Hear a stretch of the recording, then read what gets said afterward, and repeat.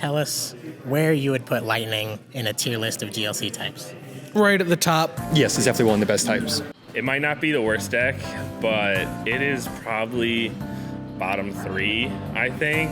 How good is Lightning? Well, you may be shocked to find out that a lot of people consider it not very strong since Amazing Rare Raikou was banned a few months ago. And now that Amazing Rare Raikou is gone, is there anything left that the Lightning deck can do? Here at Full Grip Games, Alex and Hunter brewed up their version of Spread Lightning. They claim that it is one of the best decks in the format. I would say it's probably like 3 types above it. I would say Colorless would be like an S tier, Psychic, and then maybe Dark would be like in front of Lightning and an A tier. Do you think it is the best deck? It's certainly in the conversation. I hesitate to call any deck in GLC the best deck, but I would fight for it to be there for sure. What version of Lightning is the best? Spread, 100%. What makes Lightning Spread the best version of Lightning? It's more like the other archetypes kind of suck. Spread is the best of the strategies. Tell us about your Lightning Spread deck. My Lightning Spread deck. I've played so many games with it. Alex and I probably spent 6 months straight testing it, refining it. I have well over, I gotta be close to probably 1,000 games with it right now. He's probably has equally as many games. I think our 60 is probably the perfect 60. Turns out doing 50 to everything on your opponent's board is a lot of damage. The Electivire with high voltage current that does that is the main focus, along with also Regieleki. It's Terra Spark doing 120 damage to the active and 40 to 2 Pokemon on the bench.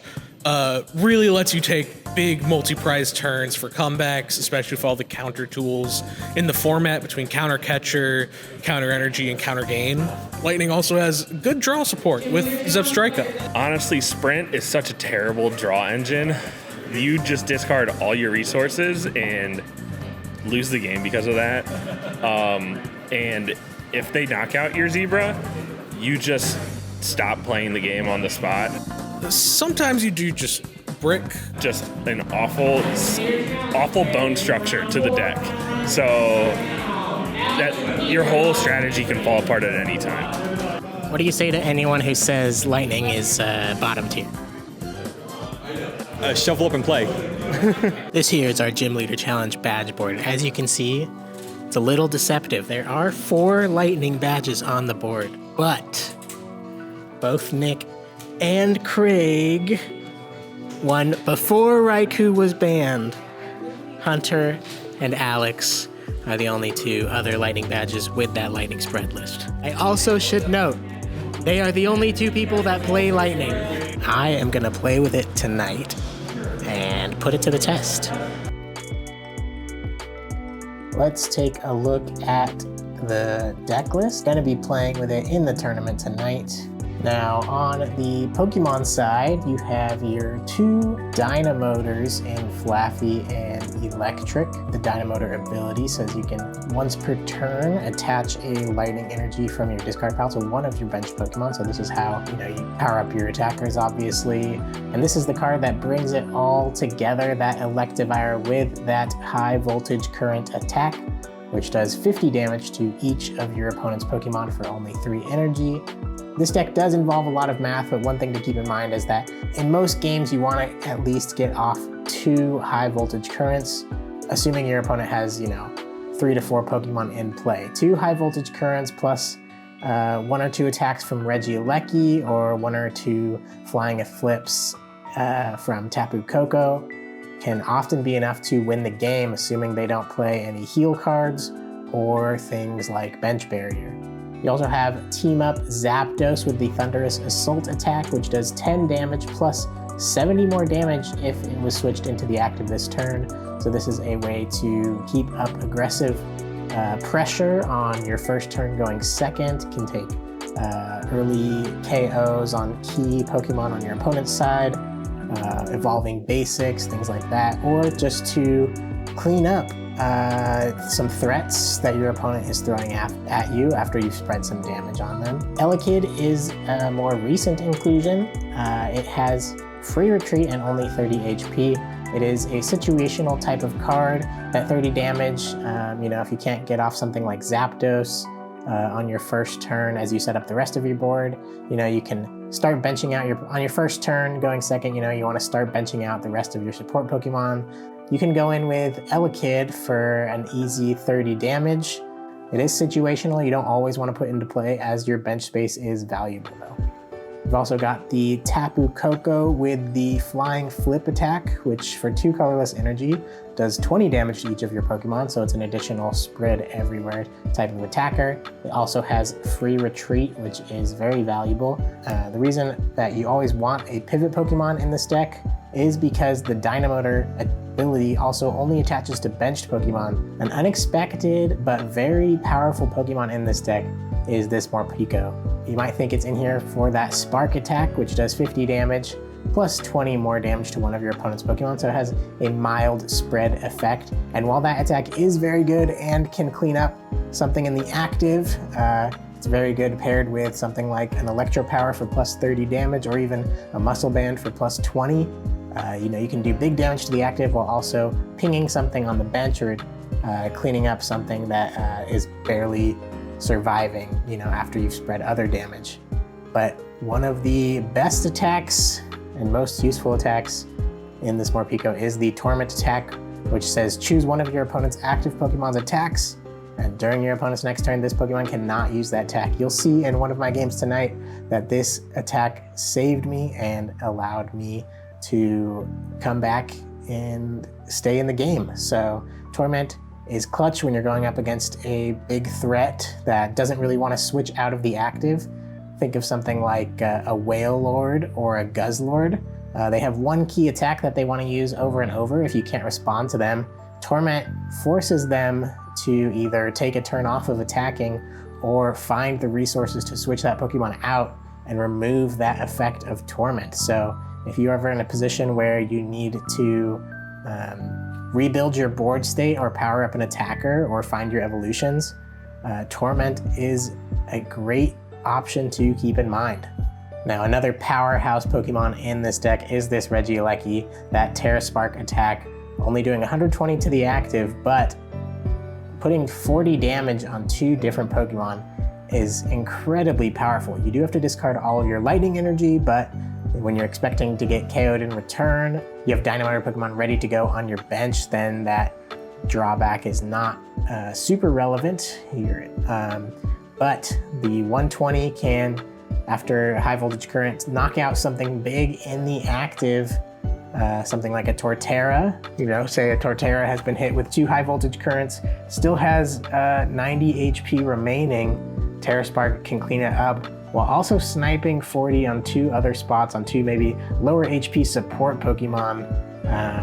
And Regieleki is a great closer in the late game. Early game, you want to go for something like Electivire, and once damage has been built up, bring in this Regieleki and maybe recover it after it's knocked out and do it again. And this can win you games, take multiple prizes. It is a fantastic attacker. And this is the holy grail of the Lightning Spread deck, of many Lightning decks, the Sprint Zebstrika. Sprint is its ability. It says once during your turn, you can discard your hand and draw 4 cards.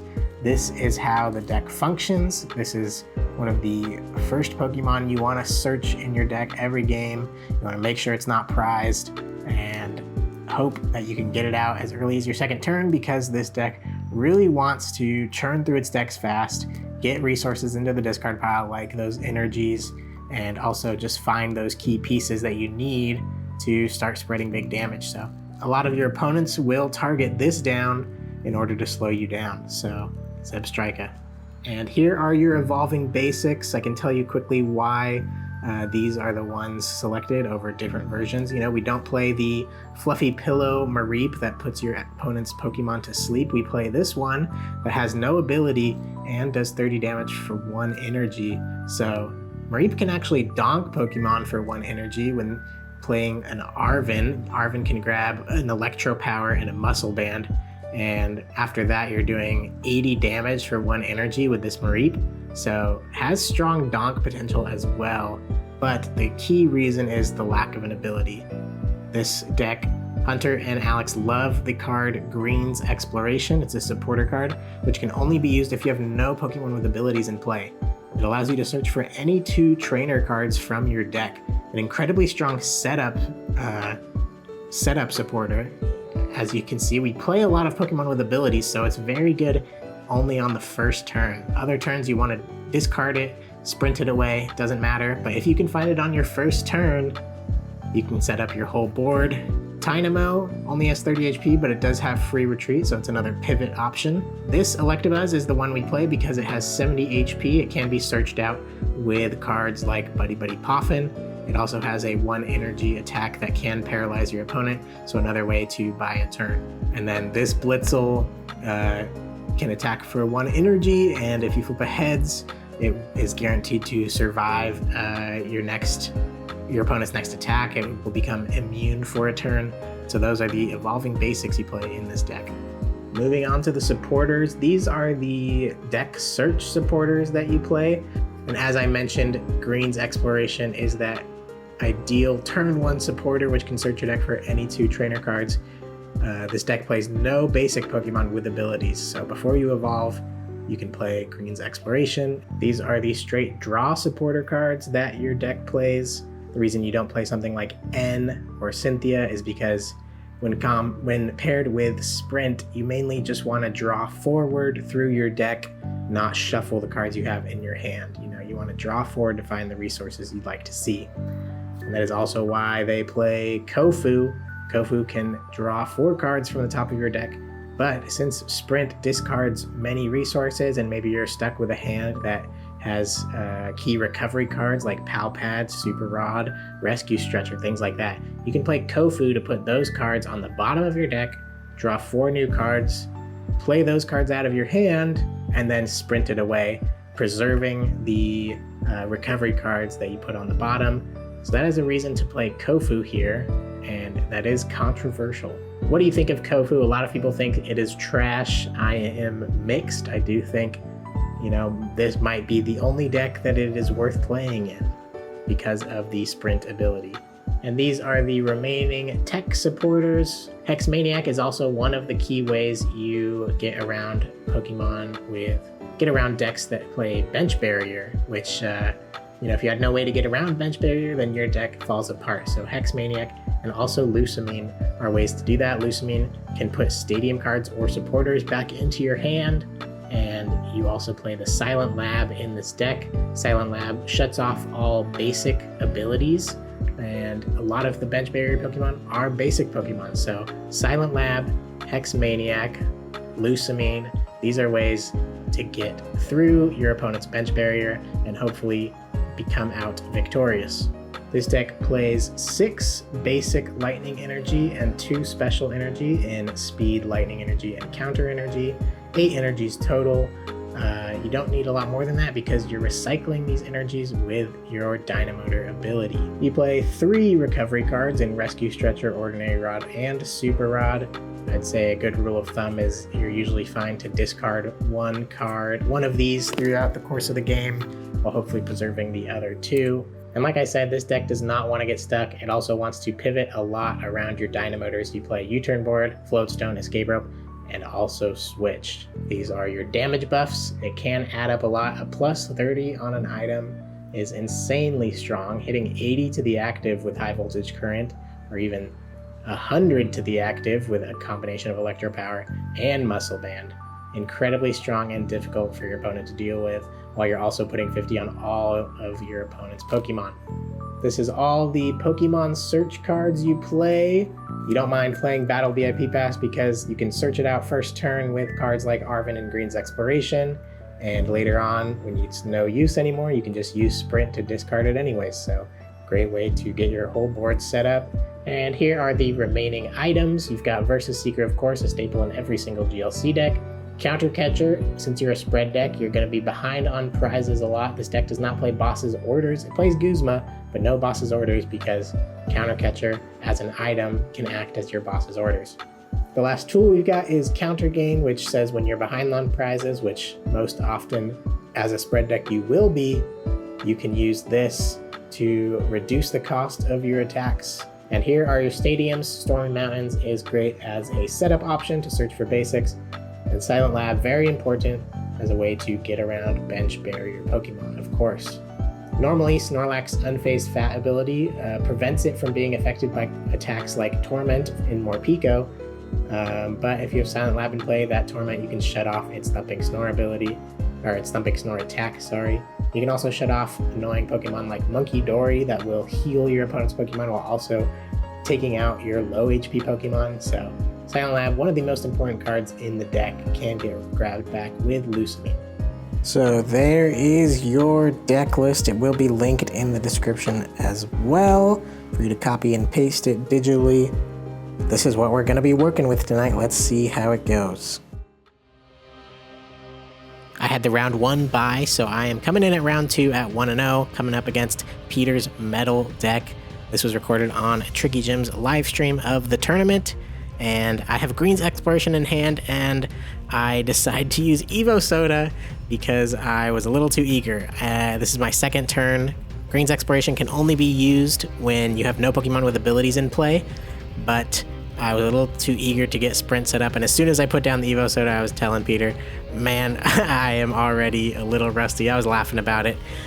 First game ever with the deck, but we continue on. Don't have a bad start still because I can sprint that hand away and play a different supporter. Unfortunately, not finding any basic search or energies there. I would have liked to have one or the other so I could grab the other piece off of Arven.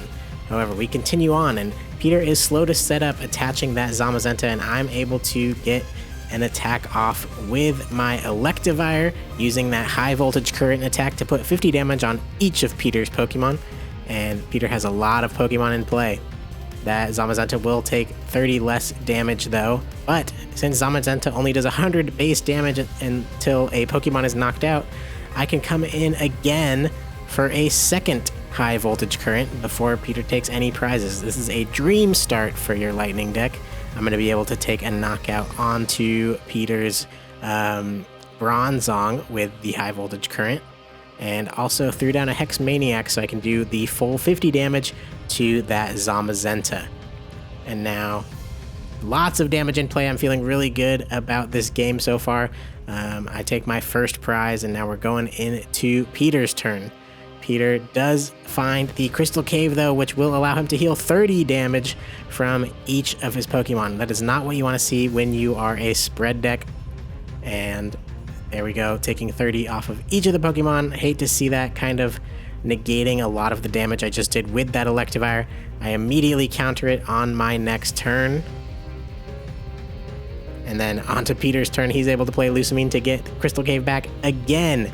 And so second time it is coming into play. That's 60 damage healed in total from each of these Pokemon. A lot of them were so close to getting knocked out. Maybe just one more high voltage current or a Regieleki. I do counter it again on my turn with the Stormy Mountains, but Peter is able to use Versus Seeker and to use Lusamine to get Crystal Cave for a third time, healing 90 damage from all of his Pokemon. And I was getting lower on resources. This game had gone on for a long time. Time was called, and unfortunately I just didn't have the resources or the time to close it out because of so much healing that was done. So that is definitely a weakness of the Lightning spread deck. Now going up against Craig's Dark deck has some spread elements in there. He also even plays an Umbreon that he gets in play with the help of a Zoroark. I take an early prize lead with Zapdos and have a decent board state, but here comes that Coughing that I know is coming into play with that Galarian Wheezing, has the neutralizing gas ability, which will make all of my abilities ineffective, and this deck relies on that Sprint to draw through the deck. I have the Zebra in my hand, but I'm forced to just pass over to Craig, and he's just going to sit there with Wheezing until I can top deck out of it. And there's nothing I can do about it, unfortunately. So there's one prize down with the Wheezing. I go up with Mareep, and thankfully I do top deck that Escape Rope before long. So I'm able to get that Wheezing out of the active spot and promote my free retreat Tapu Koko. I can sprint through my deck, but unfortunately, I don't really find anything off of that sprint to help me deal with any of these attackers, so I just have to promote something else, and Craig can just bring the Weezing right back up, and he takes another prize on that Regieleki. I go up with my Tapu Koko once again, and with a combination counter catcher and then Guzma to bring up the Weezing, I'm able to finally knock it out with my Zapdos and a Muscle Band. Get that out of play so I can rely on my abilities the rest of the game, but Craig is able to set up a pretty strong board state checkmate, and I'm unable to capitalize on finding the attackers I need or the spread damage I need to deal with it. So that Guzzlord in the back there will be enough to close up the game. I have nothing that can tank a hit from Guzzlord. All of the Lightning guys have pretty low HP. So there you see another weakness of the Lightning spread deck in ability lock and in the overall fragility of the Pokemon you play. High power level, but you suffer a little bit in those areas. We are in the final round of the evening, and I'm up against another Dark deck. Fran is piloting it. She had to just attach to Guzzlord and pass, and I have the Arven to find Battle VIP Pass and a few Pokemon, but the rest of my hand is pretty dead, and I opt to go in with the Morpeko. Morpeko has the Torment attack, which allows me to choose one of my opponent's attacks, and they are unable to use it.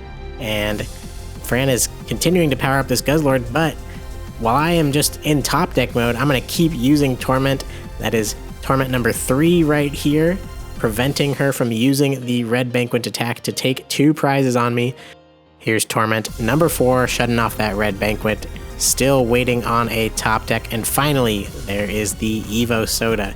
I can find my Zebstrika, and I can use Sprint to get out of this hand, but I still have to use Torment for another turn while I power up another attacker, since it has that Fighting Fury belt on. So there's another Torment, this time boosted with that Electro Power, and on the following turn, I'm able to KO the Guzzlord finally with my Tapu Koko. That Guzzlord was powered up for about 6 turns and was never able to use Red Banquet. That is the power of Morpeko. And from there, I had plenty of my board set up, and using the Electivire's High Voltage Current attack, I spread tons of damage, and a lot of the Dark deck also has pretty low HP. So Fran is bringing up Guzzlord, was able to take 2 prizes, but unfortunately I had checkmate on board with the Regieleki that would have been able to KO both of Fran's benched Pokemon.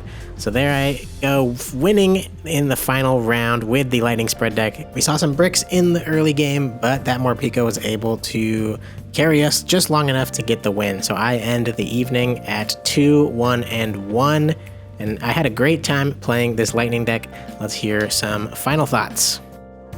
So I finished 2-1-1 tonight with the Lightning spread deck. I'm mixed on the deck. I don't think it's as good as Alex and Hunter claim, but I also think it's like a very powerful glass cannon. Its weaknesses are pretty severe, but its strengths, when it goes well, when you draw well, you're doing, it's extremely powerful and feels great to draw through your deck, and it's fun to take multiple prizes. So if you're looking for a fun multi-prize deck, that maybe pick this one up, but you got to put in the time and practice it. Anyways, thanks so much for watching tonight's video. Let me know in the comments what decks you want to see me run through the tournament next, and I'd love to show off other decks, play them myself and give them feedback and ask other players here what they think of decks you guys suggest. So leave comments below what you'd like to see. If you like GLC, if you like Pokemon, if you like me, subscribe, leave a like, leave a comment. Appreciate you guys, and we will see you next time. Bye-bye.